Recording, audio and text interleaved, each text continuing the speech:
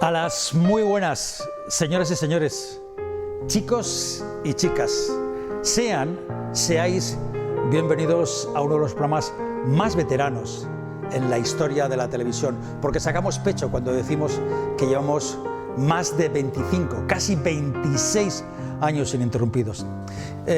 Chicos y chicas también, y a las personas de género binario, voy a contaros una historia que creo que a todos nos ayudará. Forastero, me gusta la palabra forastero. Forastero es como de fuera, ¿no? Pues la historia del forastero es la historia de un hombre que efectivamente va a un pueblo y con intención de quedarse pregunta al sabio del pueblo, que por aquellas épocas solían ser los maestros. Se acerca donde él y le pregunta precisamente que cómo es ese pueblo, ¿no? Y el maestro responde si tiene intención de quedarse de manera estable, a lo que el forastero responde que bueno, depende cómo sea la gente, y le pregunta ¿cómo es la gente en este pueblo? El maestro le responde ¿cómo es la gente del pueblo donde vienes? Y él responde pues que la gente del pueblo donde viene es una gente desagradable, maleducada, poco complaciente, un poco grosera, desleal, mala gente. A lo que el maestro le responde, pues la gente de aquí es igual que la gente del pueblo donde vienes. A lo que el forastero, un poco pensativo, decidió marcharse. A las pocas semanas volvió otro forastero al pueblo. Hizo un poco el mismo ritual. Acudió donde el maestro y le preguntó, hola, buenos días, ¿qué pueblo más bonito? Tenía intención de quedarme en este pueblo. ¿Cómo es la gente de este pueblo? A lo que el maestro respondió, ¿cómo es la gente del pueblo donde vienes tú? Y el forastero respondió que la gente del pueblo donde venía era una gente hospitalaria, amable, educada, alegre, cortés, leal, colaboradora. A lo que el maestro respondió, bueno, pues la gente en este pueblo es igual que la gente del pueblo donde tú vienes. A lo que lógicamente decidió quedarse. Y quizás, probablemente, la diferencia que pueda haber entre una persona y otra son, tienes que ofrecer aquello que quieres conseguir. Si quieres tener amor, tienes que dar amor. Si quieres tener alegría, tienes que compartir alegría. Si quieres tener hospitalidad, tienes que ofrecer hospitalidad. Hace muchos años, mi abuelo Benito, un agricultor de San Boal, Segovia, un pueblecito pequeño dedicado fundamentalmente a la agricultura y a la resina, me contó una frase que tardé mucho tiempo en interpretar y en conseguir. Se refería a uno de los del pueblo por su mote y le decía, ¿cómo pretende recoger algo si no siembra? Siempre sembramos lo que recogemos. Por eso, insisto una vez más, si queremos recoger respeto, tenemos que sembrar respeto. Si queremos recoger educación, tenemos que sembrar educación. Creo que es la única manera, por decirlo así, de que podamos hacer una sociedad, una vida más amable. Porque la vida consiste en eso, en ponernos no fáciles unos a otros, en hacer la vida amables unos a otros. Comienza la visita.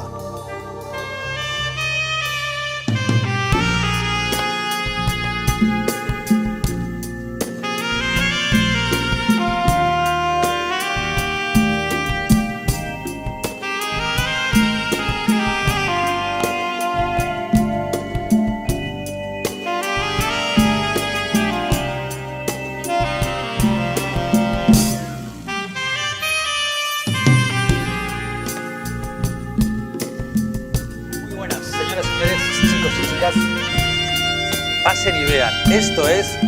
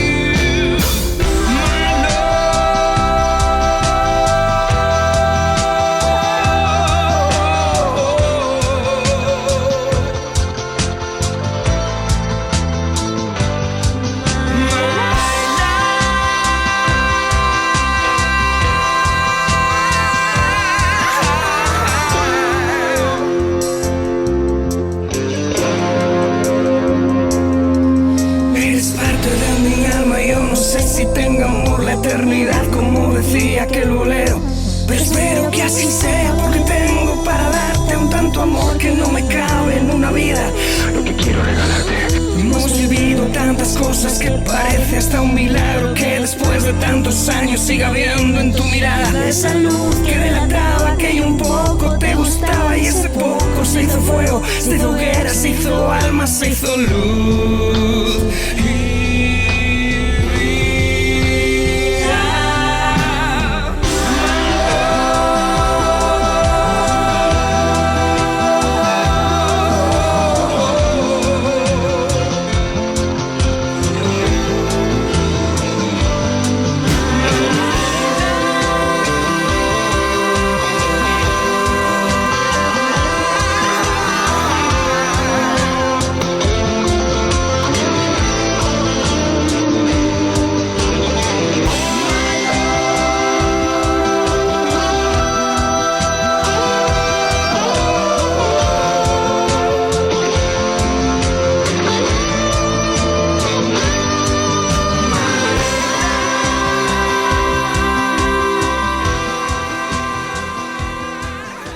The One. ¿Cómo se titula la canción, Willy? Que siempre se me olvida. Parece mentira que tú... Your life. Your... My love, my life. My love, my life. My love, my life. Do you speak in English? I understand a bit. How are you? Is it okay? How are you? Fine, thank Fine? you. Only fine. Yeah, good, good. What is your name? John. John. It's okay around, yes. John Zubeldia. John Zubeldia. Ah, John Zubeldia from the Basque Asturias. Country. That's it. Es que estoy estudiando inglés también. Sí, yo. ¿no? Ah, sí. John Zubeldia. ¿Y el segundo cuál era? Asúa. John Zubeldia Asúa. Uno de los responsables de Astoviza, la bodega en la que nos encontramos. Estuvimos la pasada semana con Alberto Núñez. Bueno, estuvimos hace unos días, luego ya hicimos más cosas. Y ahora estamos aquí con John. ¿Quién es John Zubeldia? Hombre, veo que la camisa... ¿Quién es John Eso es Zubeldia? cosa de un viaje, pero sí. ¿Quién es John Zubeldia? John Zubeldia pues es un apasionado de la cocina, de la comida y del mundo del vino y del chacolí que está aquí en Astoviza pues coordinando un equipo y colaborando para hacer productos innovadores, para tener en cuenta un poco el clima, el suelo, lo que hay aquí en el entorno del Valle de Ayala y hacer los mejores vinos que sepamos hacer con esta uva autóctona. ¿Cómo se nota que este hombre tiene toque comercial, ¿no? Tú le preguntas a alguien quién es John Astoviza y habla... tienes perfil de cantante haciendo promoción de su disco. Vale, venía a hablar de mi libro. Voy ¿no? a hacer la pregunta otra vez. ¿Quién es ese John Astoviza que no tiene nada que ver con... ¿Quién es John que no tiene nada que ver con bodegas Astoviza? Pues, ¿Dónde naciste, por ejemplo? Bilbao. Bilbao. ¿Hace cuántos años? Bilbao hace casi 45, soy de 76. ¿Qué día, qué año, qué día, qué mes? 20 de octubre de 76. ¿Tienes más hermanos, más hermanas? 3 hermanos, 3 hijos. ¿Tienes 3 Somos hermanos? 3 hermanos, somos 3 hermanos. ¿Mayores que tú, más pequeños que Tengo tú? una hermana mayor y tengo un hermano más pequeño. Eso es, Inés y Ander. Tu hermana Sí. mayor es psicóloga, me parece, Mi ¿no? hermana mayor es psicóloga, eso es, Inés Zubeldia, eso es. Y mi hermano Ander Zubeldia es 4 años menos que yo. También este es apasionado del buceo, del deporte, de la gastronomía, los Sí, sí. viajes, sí.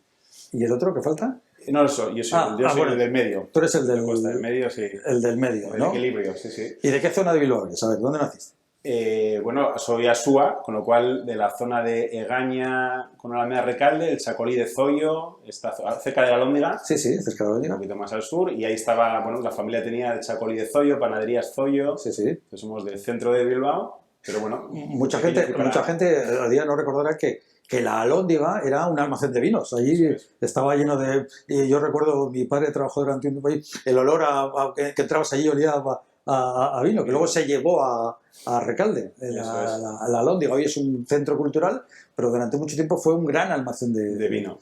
Y el Chacolí en aquella época no era como hoy en día bodegas, en aquella época eran como restaurantes. Sí, los chavales restaurantes con las parras. Eran como unas tabernillas que tenían, exactamente, que tenían sus parras, su zona sombría. Y se elaboraba Chacolí. Y se elaboraban ellos mismos, con ellos se elaboraban el... Eso es. Pues de ahí vienen mis orígenes y luego, bueno... Y hasta aquí, hasta ser un poco uno de los responsables de Bodegas Astoviza, ¿qué ha pasado en la vida de John Zubeldia Asúa? Pues mira, Bueno, por ejemplo, por ponerte un ejemplo. Tú, la primera vez que viste alcohol, ¿qué bebiste? que recuerde yo, probablemente sería con mi aita y vino de Rioja, yo creo. Mistela no digo, porque yo de crío... No, yo creo que te recuerde con mi aita sería vino, pero probablemente de más pequeño porque tenía unos tíos un poco gamberretes y ya cuando teníamos 5 o 6 años nos daban a probar tabaco, nos daban alguna cosita a los primos, ¿sabes? Para demostrar un poco como para hacernos mayores, ¿no? Entonces me imagino que había probado alguna otra cosa, pero recuerdo... ¿Cómo se llama tu padre? Juanjo Zubeldia. ¿Y tu madre? Inés Asúa. Y Juanjo Zubeldia. Oye, tú empezaste el otro día cuando hablaba contigo y programamos esta conversación, esa pasión por la cocina. Tú en realidad estudiaste cocina, ¿no? Sí. ¿En qué colegio estudiaste? Estudié en los Agustinos, en Urdaneta, en Loiu, y luego desde pequeño me gustaba cocinar, me gustaba comer, además lo llevaba en el cuerpo, en el peso, y quise estudiar cocina en contra de lo que mis aitas querían, pero bueno, parece que les convencí, o algún vecino, algún amigo me ayudó a convencerles y estudié en Archanda. Sí. Lo que pasa es que en la época en la que yo estudié en el 95, ha pasado tiempo. ¿Cuando nació el programa? Sí. La visita. Pues mira, pues ahí comencé y este año el programa que había de estudios en Archanda era de 3 años, era una diplomatura, y esos 3 años era más teoría, o sea, era más de derecho civil, laboral, mercantil, economía, micro, macro, y creo que hacíamos como 2 semanas de cocina y 2 semanas de servicio, de sala. Entonces, bueno, son 3 años más de formación de gestión y sales sin tener ni idea, pero con más ilusión de aprender, ¿no? ¿Quiénes estaban de profesores en aquella época? En aquella época, pues todavía sigue Amador, que está en el mundo de coctelería y, bueno, que nos da en aquella época coctelería, pero está en el mundo también de las bebidas y tal. Estaba Joseba, que eres el director, estaba en cocina, Emilio, bueno, la verdad es que hay un equipazo y hay gente que de ahí ha salido a... ¿Y de tu promoción, hay alguno que a día de hoy tiene cierta relevancia? ¿Quién estudió contigo? Bueno, para mí todos, pero vamos, que bueno, sí, pero sí que igual menos, pero relevancia a todos porque todo el mundo ha salido a montar trabajos muy diversos. No, o no, pero bueno, a trabajos muy diversos. Hay gente que está en catering, hay gente que tiene un bar, hay gente que trabaja para una empresa de temas de alimentación, en temas más oficina, legales, gestión, es como muy variado todo. ¿Mantienes relación con alguno de esos compañeros que estudiaron contigo? Pues tenemos un grupo de WhatsApp en el que estamos bastante activos y compartimos, pero hay mucha gente de la que está por un lado con la que tengo bastante relación. ¿Cuántos alumnos había en clase en aquella época? Estábamos 2 clases como de 40 cada una, 40, 80, 80, sí. 80. Y mantenemos buena relación. Y eso que estamos ahora... Muy dispersos. Sí. Hay gente... Y cuando acabas de estudiar en Archanda hostelería, entre comillas, creo que montas un restaurante, ¿no?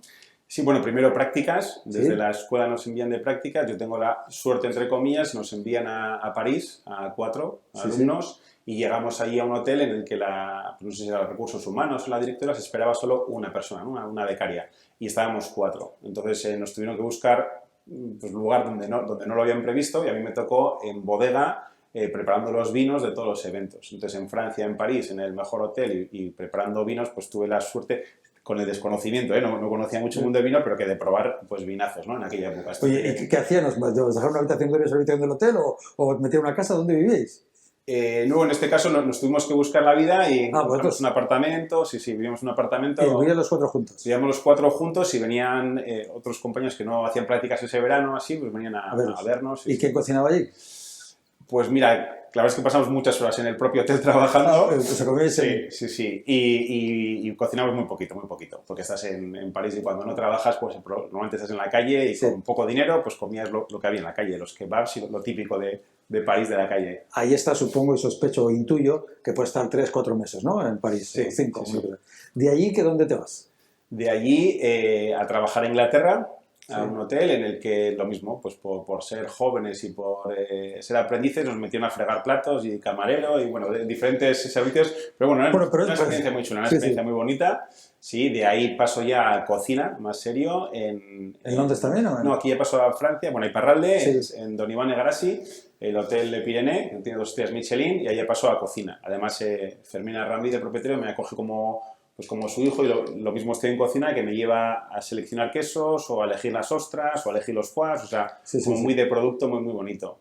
De ahí paso por el Echaurren, estuve 2 años y medio, en Ezcaray, también tiene 2 estrellas, y por varios locales, Seriarola en Madrid, que cerró, tuvo problemas siempre. O sea, es curioso porque a veces las malas noticias nos llegan y luego no nos llegan las buenas, me explico. O sea, a la gente le gusta ver de que cerró y tal, fracasó, no sé qué, Y probablemente este hombre igual no lo sé, no tengo ni idea si ha vuelto a despegar o no sé. Ahora no sé cómo está, pero yo te puedo decir que en aquella época se comía muy bien, el producto era excelente, estamos un equipo bastante grande, creo que estamos como 4 personas en cada partida, o sea, en entrantes, en pescados, en carne, estamos 20 y tantas personas en una cocina para dar de comer a menos de 60 personas, o sea, el nivelazo era increíble. Lo que pasa es que igual económicamente, pues igual no era sostenible. Oye, no hay mucha, a mí me ha pasado entrar, me encanta cocinar y me encanta también comer, lógicamente, lo que yo doy fe. Lo llevamos todos. Pero esa especie de contradicción, a veces he entrado en restaurantes, algunos muy conocidos en Bilbao, que entras directamente a la cocina y ves a 28.523 tíos currando.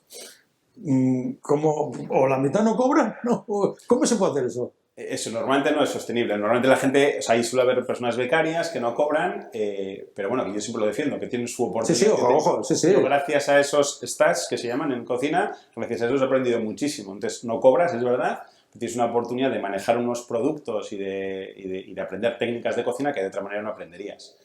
Pero sí, eso es complicado, dirigir una cocina de esas. Y he estado en sitios como, por ejemplo, el Chaurren en Ezcaray, que estábamos en verano 30 personas en la cocina, cobrábamos bien y además aprendíamos y lo pasábamos bien. Pero sí hay tensión en la cocina, pero es un estrés muy bonito, ¿eh? El sacar un servicio, o sea, tener casi 300 personas a comer a la adrenalina. Sí, y acabar el servicio, acabas pues con dolores aquí y allá, pero con la satisfacción de que ha salido todo bien. Son muchos días y eso es, bueno, para mí es muy bonito. Estamos con Jon Zubeldía en las bodegas Astoviza. Y aunque estamos saliendo, todavía hubo momentos en que estuvimos confinados. Cuentos desde el confinamiento. Fluir. Un peregrino le dijo al río Ganges: Río, si purificas a los hombres, tus aguas deben estar llenas de pecados, ¿no? Respondió el río: yo las vierto en el océano. El peregrino fue entonces al océano y le preguntó: Océano, si tú recibes las aguas del Ganges, deberás estar lleno de pecados, ¿no? Fue su respuesta: yo evaporo esas aguas hacia las nubes. Fue entonces a ver a las nubes y les preguntó: Nubes, si recibís las aguas del océano, deberéis de estar llenas de pecados, ¿no? Respondieron: pues devolvemos el agua a los hombres en forma de lluvia. La otra tarde vi llover, vi gente correr y no estabas tú. Al otoño vi llegar, al mar oí cantar y no estabas tú. Yo no sé cuándo me quieres, si me extrañas o me engañas. Solo sé que vi llover, vi gente correr y no estabas tú.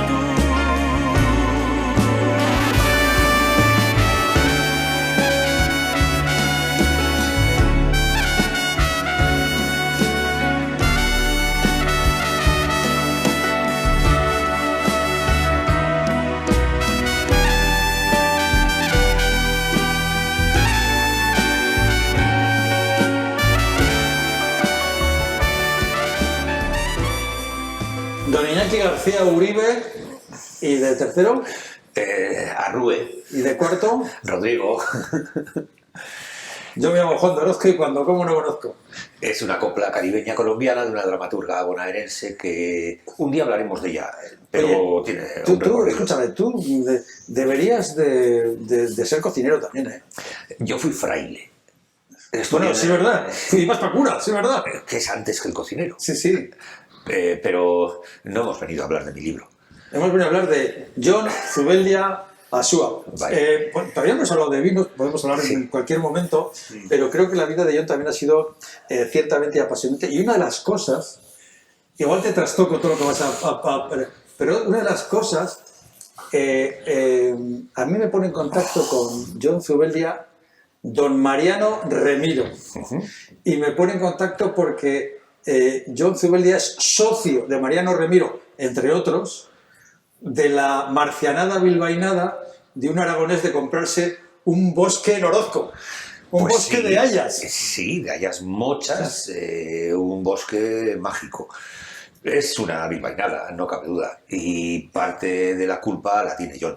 Yo tengo una cierta amistad con John desde hace tiempo, que hemos venido a varias visitas privadas con diferentes amigos del mundo de la cultura, aquí a... O sea, ya os conocíais. Sí, a Ocondo. He tenido hasta la suerte de que haya cocinado él, incluso después de las visitas. Quiero decir que es un poco lujo también, no todo el mundo lo puede decir. El proyecto este de la bodega Astoviza es muy importante en muchos aspectos, pero sobre todo en el cultural, que a veces se nos olvida de que estamos hablando de un vino vasco que también de otros lugares anexos a Euskadi, como son Burgos y Rioja. Pero antes de nada quería hacer un comentario, porque hablando con John, antes lo ha dicho... Pensaba que con el espeleólogo, con Víctor. No, también con Víctor, que Víctor ha sido muy montañero, no sé si lo sabrá tanto, pero además de espeleólogo. Estamos en las faldas de Ganekogorta, ¿no? Las faldas de Ganekogorta, Ganekogorta es el Everest de Bilbao, como todos sabéis, tiene 1000 metros, y tiene el apellido en la palabra, que es Gorta, ¿no? Ganekogorta. Es el punto más alto de Bilbao, 1000 metros. Bueno, pues si nos vamos al punto más bajo de Vizcaya, es Algorta. Anda, mira, no, Ese Gorta, claro, que les une, es un cortavaso, es un círculo concéntrico donde es una especie de camping de lujo para las vacas en el siglo XIV. Y ese Gorta lo tenemos en el punto más alto, que está aquí arriba, y en el punto más bajo, Algorta. Por tanto, es un dato que no suele ser muy conocido. No sabía. Que John, que es un hombre culto, seguro que lo hace suyo, y en alguna de las visitas a los japoneses que hace aquí, gente de mucho nivel, pues les dicen, y les costará entender lo del sel y lo del cortavaso. Te mencionaré siempre como autor, de artista, ¿no? Bueno, yo a cambio de un chacolí de Astoviza soy capaz de venir a ayudar, quizás, ¿no? John, quiero que le cuentes la historia a Iñaki. A mí me gustó mucho de cómo unas gallinas en Archanda acaba montando un chacolí en Ocondo. Sí, bueno, eso tiene que ver con la historia, con el impulsor de este proyecto, de esta bodega, Javier Abando. Entonces esto viene por su familia, ¿no? ¿Quién es Javier Abando? Es Javier Abando, bueno, sí. Es el actual propietario, este año hace 81 años, ¿eh? Entonces su aita hacía chacolí en Archanda. Que era ginecólogo. Era ginecólogo en Bilbao, eso es, y montó en Archanda pues, para diversificar, pero claro, hablamos de hace muchos años, pues montó una granja con pollos, con gallinas y montó viñedo, montó chacolí, con idea de hacer un gran chacolí. Lo que está haciendo a día de hoy lo planteó él hace pues 60, 70 años, ¿no? Y creo que buscó algún enólogo en Burdeos y tal, y quería hacer algo... Pues bueno, esta persona, el padre de Javier, falleció pues desde muy temprano, con 8 hijos. Javier en aquella época creo que tenía como 14 años, y de los recuerdos que a él le quedaron de su padre era que a veces les llevaba a los hermanos ahí a Archanda y les explicaba lo que él quería hacer algún día con ese viñedo, ¿no?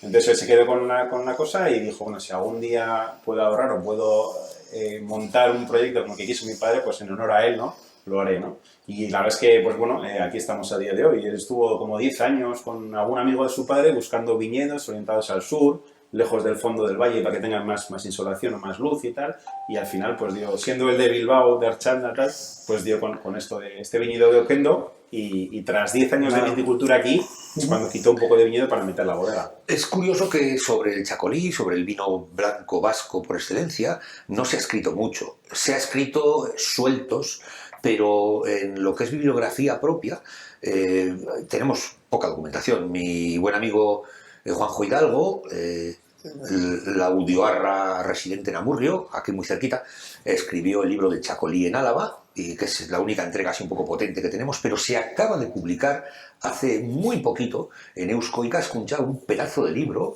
que se titula Una nueva cultura en torno al chacolí, siglo XIX, los chacolíes de Bilbao.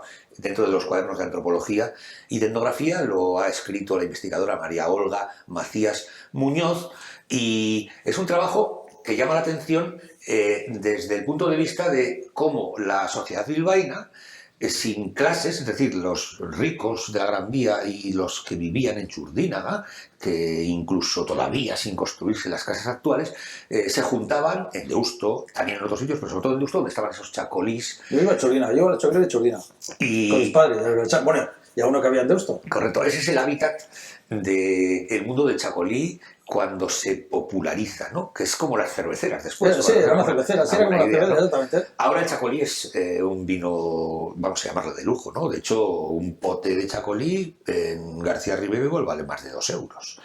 Ese cambio, ¿no te parece que ha sido igual hasta un poco brusco? Yo, por criticar un poco, que mi bolsillo es muy humilde y me tomo 2 potes y digo, joder, me he gastado entre la Gilda y el chacolí, pues me he gastado 10 euros, ¿no? Claro. Yo desconozco los precios de aquella época, pero sí, el cambio ha sido de ser una vida muy popular, que venía casi de ser un alimento, o sea, que un poco unos años antes de eso igual el chacolí ni se filtraba ni se elaboraba de una manera profesional, ¿no? Y ya si saltamos a día de hoy, claro, estamos en una de las zonas, diría de Europa o del mundo, en las que es más complicado elaborar vino. Tenemos como muchos factores que complican la elaboración del vino. Uno de ellos es el suelo, el precio del suelo.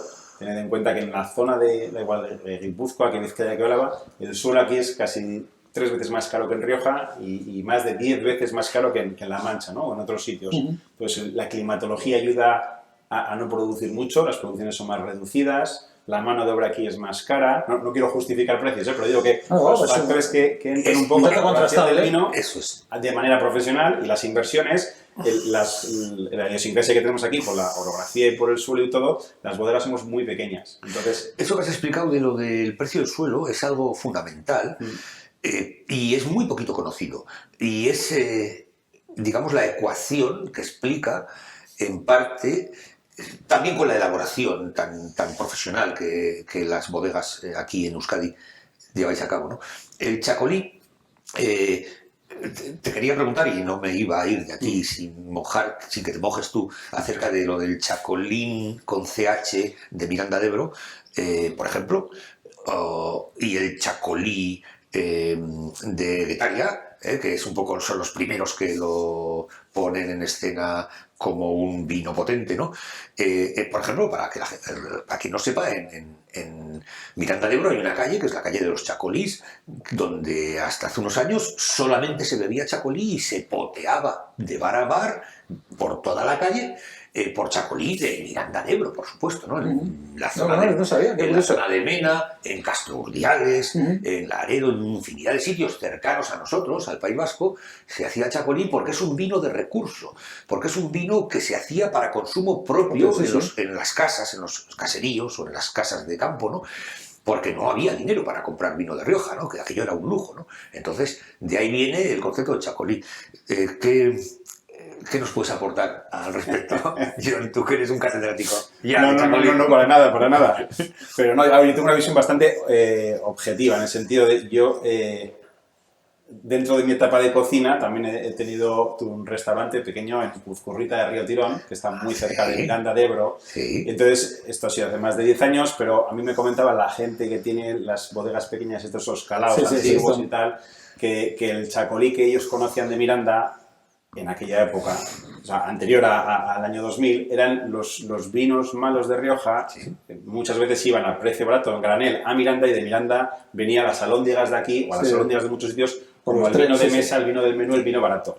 Entonces muchas veces se llamaba chacolí a lo que no era chacolí, eran vinos blancos de Viura o de otras cosas. Entonces eso por mencionar un poquito Miranda de Ebro, que no creo que se elaboraba ahí chacolí. El chacolí siempre se ha elaborado, se decía que tiene un poco con el Camino de Santiago. El primer escrito, si no me confunde, del libro de chacolí está aquí en Retes de Tudela, aquí cerquita, en el siglo IX. Y me imagino que en aquella época no todo el mundo sabía escribir, entonces está igual relacionado con los monjes que consagraban, que traían uvas de el vino en sí. El vino en sí lo inventan de alguna manera aquí los monjes, ¿no? En Orense hace 1700 años, ¿no? Eso es. Entonces, Yo creo que olvidando un poco la administración actual, ¿no? Que si Vizcaya, que si Guipúzcoa, que Álava, que yo creo que toda la historia ha estado siempre por debajo de la meseta. O sea, el chacolí siempre se elabora por debajo de los 400 metros de altitud, siempre ha estado, me da igual que sea en Guipúzcoa, en Vizcaya, aquí solo es el Valle de Ayala, y somos 5 municipios de Álava solo donde se permite elaborar chacolí, pero es donde hay registros del chacolí. O sea, no, de Ortuña hacia arriba no se elaboraba chacolí, ya Quincoces y por no se elaboraba, y está muy cerquita de aquí, ¿no?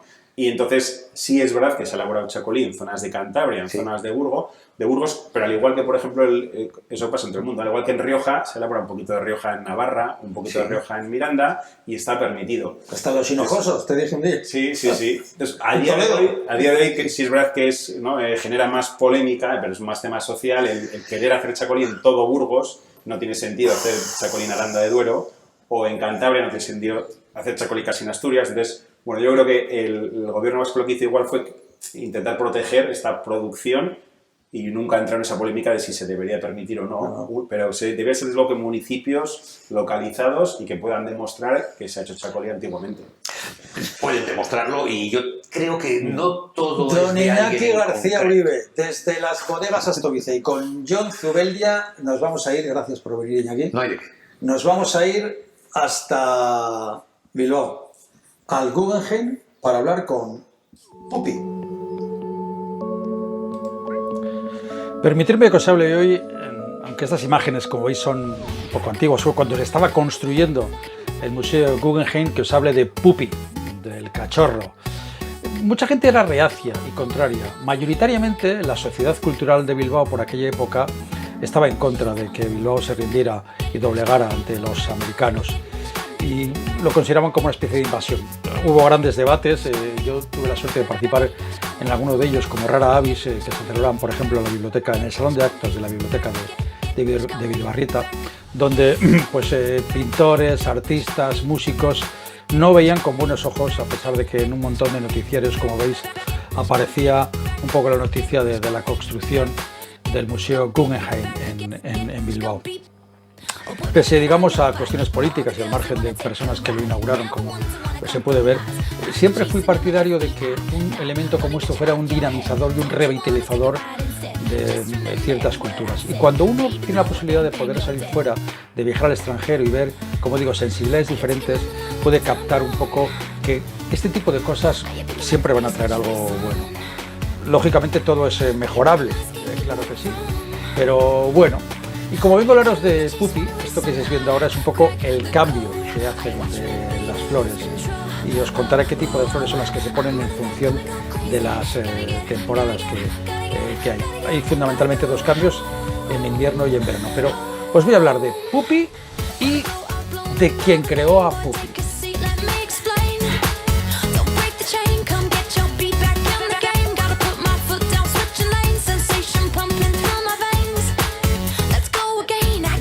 Pupi es el cachorro del museo y Pupi es el perro en la puerta, como digo, del Museo Guggenheim de Bilbao, que creó en su día el empresario y el escultor americano Jeff Koons. El estadounidense creó inicialmente esta obra en 1992 para la muestra de arte de Van Arosen en Alemania, y la obra fue desmantelada y un poco arrinconada. Y luego se volvió otra vez a montar en el Museo de Arte Contemporáneo de Sydney, en Australia, hasta que en 1997 fue adquirida por la Fundación Salomon Guggenheim e instalada en su actual localización, en la entrada del Museo Guggenheim, convirtiéndose de esta manera en una especie de icono del museo y de la ciudad.